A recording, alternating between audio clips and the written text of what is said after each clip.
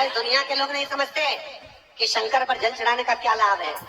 शिव महापुराण कहती है, अगर एक दिन शिव महापुराण की कथा कहती है, सोमवार के दिन भगवान शंकर को अगर जल चढ़ाया जाता है तो घर में तेज लक्ष्मी प्राप्त होती है। क्या मिलती है? तेज लक्ष्मी। अंदर बैठी थी, उनके नेत्र से अश्रु गिरा। पूरी दुनिया में केवल एक बेलपत्र का वृक्ष कैसा होता है जिस वृक्ष के नीचे माता लक्ष्मी शाम के समय पर बुआरी लगाने के लिए जाती है, झाड़ू लगाने के लिए। बेलपत्री के पेड़ पे बेलपत्र का वृक्ष जिसकी यहाँ लक्ष्मी नहीं गिरती हो, पैसा घर में नहीं आता हो, बहुत चिंता लगी रहती हो, लक्ष्मी से जुड़ी हुई, व्यापार से जुड़ी हुई, पैसा आई नहीं लिया, बहुत मेहनत कर रहे हो। सोमवार की सोमवार 5 सोमवार बेलपत्री के पेड़ के नीचे एक घी का दिया लगाना चालू कर दीजिए। शाम से थोड़ी सी मिट्टी बेलपत्री के पेड़ के नीचे की उठा कर लिया, घर के अंदर लाकर इतनी सी मिट्टी लाकर पटक दीजिए। 5 सोमवार करके देखो, छठे सोमवार पे करने की जरूरत नहीं पड़ेगी, व्यापार अपने आप बढ़ना चालू कर जाएगा। लक्ष्मी शाम के समय पर प्रतिदिन बेलपत्र के पेड़ के नीचे बुआरी लगाना। शंकर भगवान की प्रिय था बेलपत्र। पहले भी कथा में कहा, फिर कहते हैं, जिस व्यक्ति के जीवन में धन, संपदा, वैभव, सत्ता, लक्ष्मी की थोड़ी भी कमी दिखती हो, उसको बेलपत्री के वृक्ष का पूजन चालू कर देना चाहिए। जाओ सोमवार के दिन बेलपत्र वृक्ष के नीचे जल चढ़ाकर, जल का सिंचन कर कर, उसी बेलपत्र के नीचे शाम के समय पर संध्या काल में, प्रदोष काल में भगवान देवाधिदेव महादेव गौरी शंकर का स्मरण करो।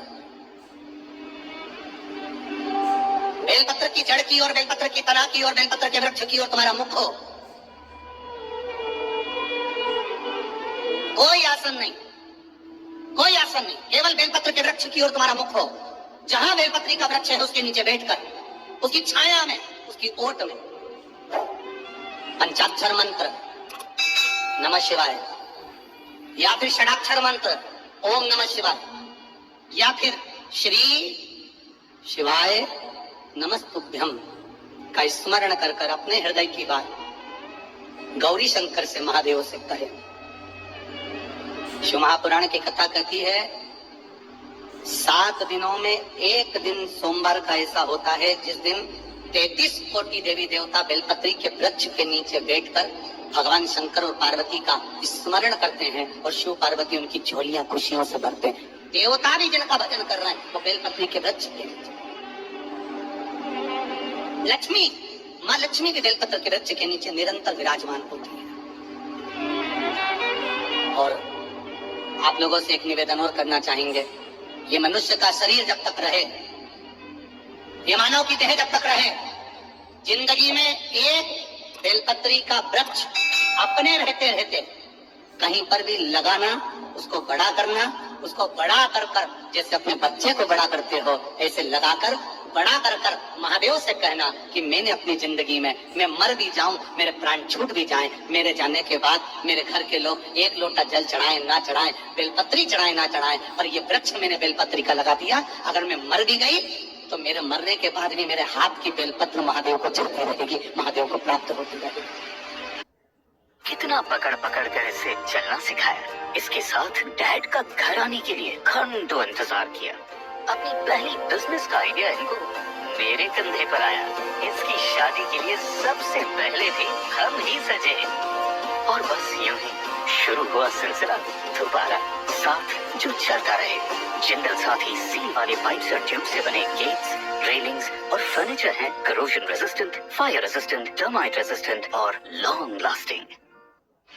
लगाओ एक बेलपत्री के पौधे को, छोटे से बड़ा करो, बड़े से बड़ा करो, बड़े से बड़ा करो, और बड़ा करने के बाद उसको कहीं तुम्हारी मर्जी पड़े जहां, उस बेलपत्री के वृक्ष को लगाओ। अगर गलती हो गई, ये बहुत गलतियां हो गई, बहुत दुख पड़ गया, तकलीफ में आ गए, लग रहा है कि मुझसे बहुत गलतियां हुई है, बाबा ने नहीं सुना, ये बेलपत्री का भाग की घंटी पीछे की ओर कर जहां बैठकर बेलपत्र चढ़ा रहा है, पत्ती का मुख अपनी और डंडी का मुख शिव की कुछ आराधना है, मेरे भोले बाबा की कुछ आराधना है।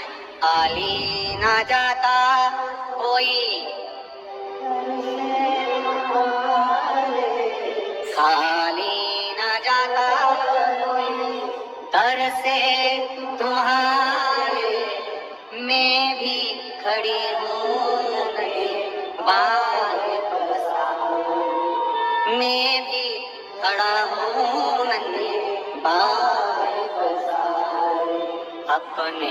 बैसाख के महीने में तो आपको अगर शरीर में कहीं पथरी भी आ गई है ना, कहीं नेत्रों में अगर ज्योति कमजोर पड़ रही है, जाले पड़ने लगे, चश्मा बढ़ने लगा, रात को आंखों में जलन होने लगी, रात को नींद नहीं आ रही है, तो बैसाख के महीने में जो दुर्वा होती है, तो दुर्वा को तोड़ लाओ। जहाँ पर अशुभ सुंदरी का स्थान होता है, जहाँ पर अशुभ सुंदरी का स्थान होता है, उस अशुभ सुंदरी के स्थान पर उस दुर्वा को रख दो। और कुंदकेश्वर महादेव का नाम, कौन से महादेव का नाम लेते हैं? कुंदकेश्वर। वो दुर्वा को उठा कर लिया।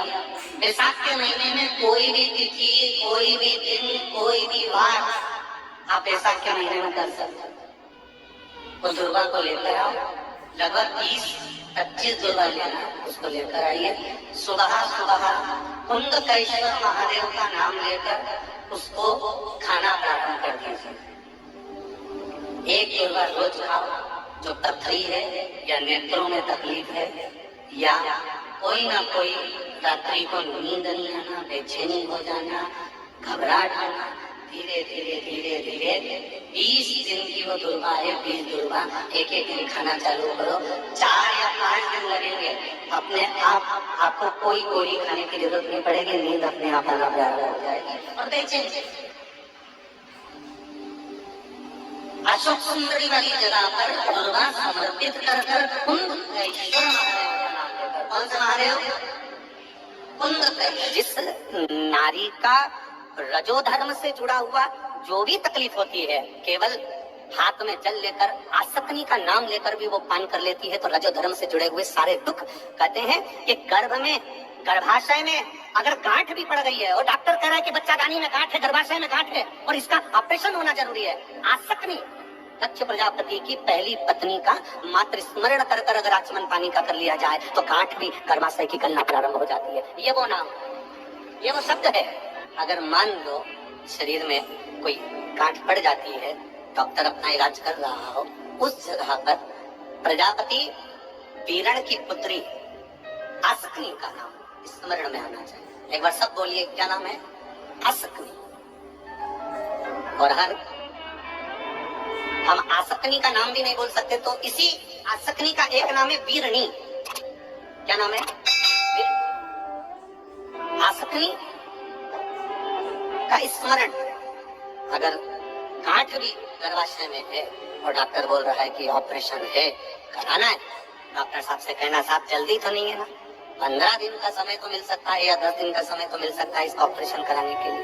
फिर आसक्ति का नाम लेकर शिव जी के शिवलिंग पर जब हम बेलपत्र समर्पित करें तो ये डंडी का मुख, जब हम शिव जी को चढ़ाते हैं तो इस डंडी का मुख हमेशा हम उधर रखते हैं। अब की बार आसक्ति का नाम लेकर जब हम शंकर भगवान को बेलपत्र समर्पित करेंगे तो ये डंडी का मुख शिवलिंग पर अपनी ओर रखेंगे और उसी बेलपत्र को चढ़ाकर जल समर्पित कर कर, आचमन कर कर, उसी बेलपत्र को लाकर घर के द्वार को पूरा खोलकर घर के अंदर प्रवेश कर कर घर के बाहर स्मरण को, शिव को याद करते हुए उस बेलपत्र को चबा चबा कर खाना प्रारंभ करिए। 10 दिन मांगिए, कि 10 दिन के बाद मैं ऑपरेशन कराऊंगी, मना नहीं, पर एक बार मैं मेरे महादेव का नाम का स्मरण करना चाहती हूँ, एक बार शिव तत्व को। क्या नाम है? जम के बोलो, नाम बोलो फिर से। आसक्ति। इस नाम की मूलता का स्मरण करें, वीरणी। जैसे गणेश जी की 2 सूंड होती है, एक राइट सूंड का गणेश, एक लेफ्ट सूंड का गणेश। कौन कौन सी सूंड का? राइट सूंड और लेफ्ट सूंड। राइट सूंड का गणेश घर में होना चाहिए और लेफ्ट सूंड का गणेश आपका कोई ऑफिस हो, जहाँ से आप अपना धंधा कर रहे हैं, नौकरी कर रहे हैं, सर्विस कर रहे हैं, काम कर रहे हैं, बिजनेस कर रहे हैं, या आप अपनी कोई भी कुर्सी के ऊपर बैठते हैं किसी कमरे में जाकर, उस कमरे के अंदर लेफ्ट सूंड का अगर गणेश होगा तो आपकी तरक्की को, आपकी उन्नति को दुनिया में कोई नहीं रोक सकता। और अगर जिस स्थान पर बैठकर आप बिजनेस कर रहे हैं, कमा रहे हैं, उस स्थान पर अगर राइट सूंड का गणेश होगा तो आपकी तरक्की नहीं, वहाँ लेफ्ट सूंड का गणेश होना चाहिए। और घर में जम के बोलो, राइट सूंड।